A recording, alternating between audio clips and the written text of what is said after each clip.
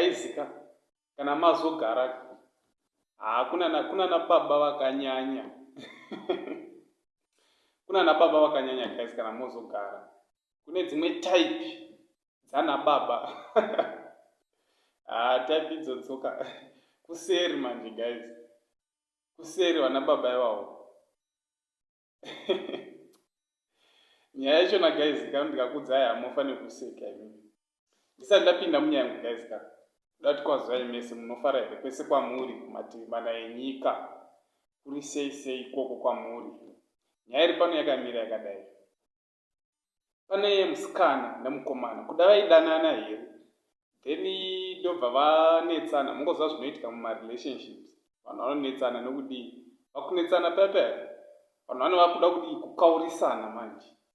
Then mukomana ndobva adii alikisa manude pictures ebhebi emusikana asina kana kupfeka ari musvo kwakudii kwakuchisendera kuna baba vemusikana kuti kuvasendera mwana wavo asina kupfeka ari musvo achifunga kuti pamwe mwana achandoitwa kanyama zviya zvekuda kukaurisa zviya. Then respondi yababa manje guys ndo yakanyanya respondi yacho. Then baba vaya vabva vaita audio yavo vachidii vachitaura kuti iwewe uri kundisendera manude pictures emwana wangu uroda kuti ndidii, uroda kuti ndirare nemwana wangu here?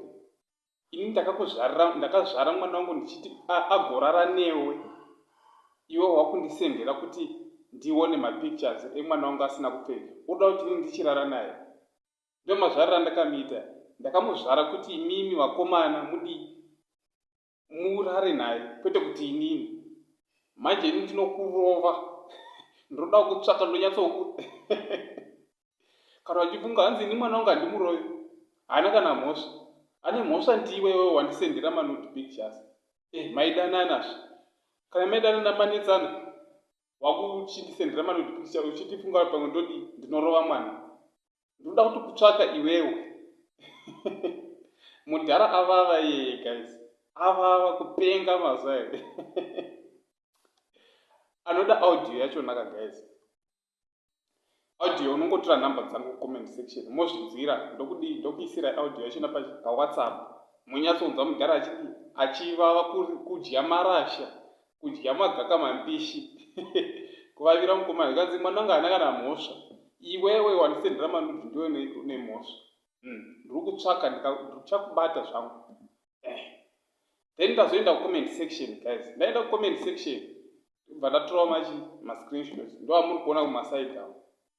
Mudhara yachipuhwa sando nevanhu kanzi ndo vana baba vatinoda, kwete kuti vana baba vakuda kutorova mwana asikana pepe. Hanzi vana baba tiri kuvatsvaka, vana baba vakadai ngavawande apuhwa sando and maladies abhiga baba yavo nevanasikana vabhiga zikati ndo vana baba vatiri kuda. Kanzi wemukomana wakaora kana waifunga kuti pamwe bhebhe richarohwa, manje bhebhe ari kurohwa iwe ndo uchapinda bhizi